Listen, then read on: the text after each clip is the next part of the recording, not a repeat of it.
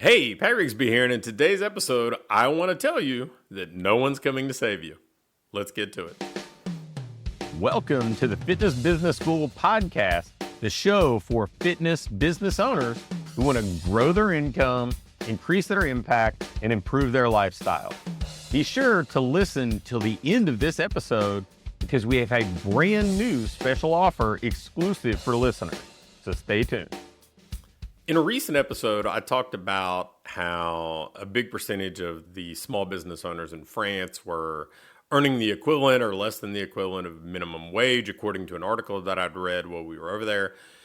And it just got me thinking about the fact that some people are kind of just waiting for somebody to come and rescue them. And it's just not part of the way as a business owner. It's just not going to happen that way. In fact, on our flight home, when I was on my computer, I saw an email from somebody who was basically presenting me with a proposition. They're like, well, hey, why don't you do our marketing and set up our ads and run our ads and do the follow-up, and then we'll give you a percentage of the revenue that you generate. And I thought, this is the exact example of somebody looking for somebody to come save them, right? They're asking me to come and rescue them from the things that they're not willing to do themselves.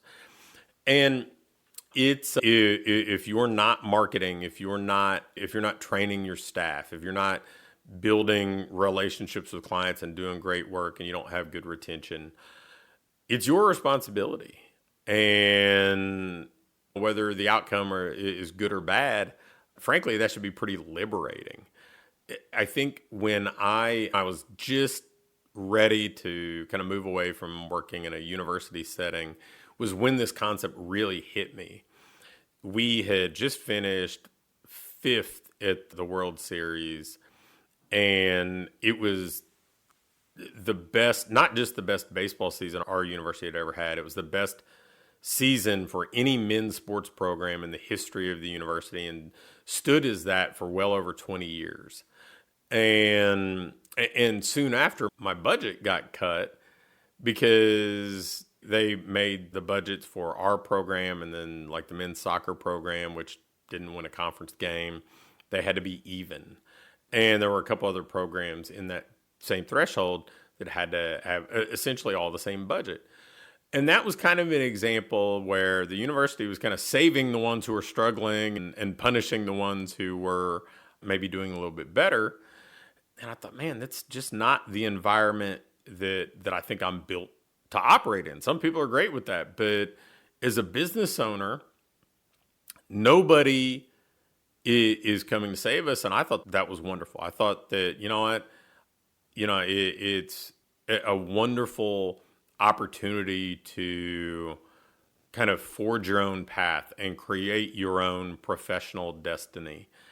And it's a little counterintuitive though for us, right? Because we grow up, we've got parents who will come to our rescue in some ways. We've got teachers and coaches that give us structure and tell us what to do and give us deadlines and accountability.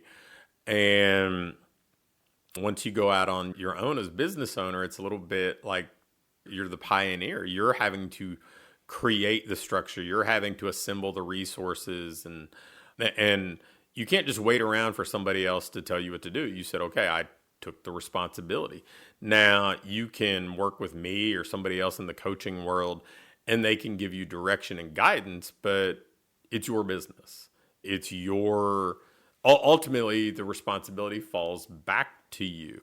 And if leads don't come through the door, it's your responsibility. It's your fault. If they're not converting, again, your responsibility. If your staff's not being developed, your responsibility. And if that bothers you, when I'm saying that, you probably need to do a hard look as to whether or not business ownership is something that's going to be a positive experience for you, right?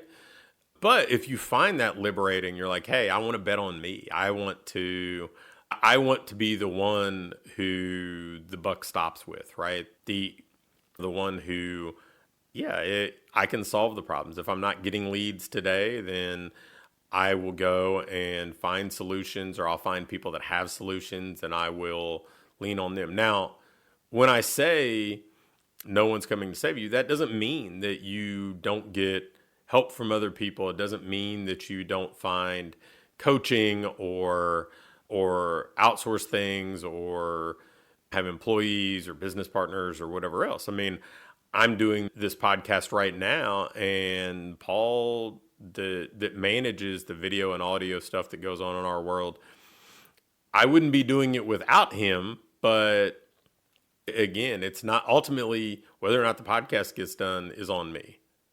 And I think that if you want to be successful as a business owner, you've got to really embrace this stuff, because it's really easy to become very reactive and just put out the fires that show up in your inbox, or walk into your office each day, or just deliver the training sessions that are on your schedule, and not be proactive in doing the things that you need to do to move forward. Not be proactive in doing the things that in some way seem optional in the moment because they're not urgent. But if you don't do them, over time, you pay the price. So I just wanted to spend a couple minutes in this episode talking about the fact that no one's coming to save you. No one's coming to save me as a business owner. And hopefully you embrace that. Hopefully you find that as liberating as I do. As liberating as the people in our boardroom group or our Project 500 group that thrive, that are doing great as business owners, our private clients that are generating really meaningful amounts of new clients every month and generating wealth as a business owner. They all kind of fall into that, hey, I want the responsibility on my shoulders. I want it to be on me. And they take that personal responsibility and they win because of it. So no one's coming to save you, but if you look in the mirror, the person capable of saving you is right there. Thanks for listening to this episode of the Fitness Business School. Before you go, I have a quick announcement. One of the things that we've been doing with our current clients is taking them through this ideal business diagnostic. And really what it is this checklist that allows you to pinpoint exactly what your business needs next, so you can keep improving, keep growing, and build a business that you love to own. One that pays you well, one that allows you to have the impact you want to have, and one that allows you to have a lifestyle that you truly enjoy. In this diagnostic, we walk through everything and we do an evaluation and can instantly pinpoint what you need to do next to build that business that you want. I'm going to extend this opportunity to get on with either me or my team and take you through this evaluation and fix your business's most vital needs fast. So if we take you through this, you're going to be able to make those vital changes that you need to finally have what I call your ideal business.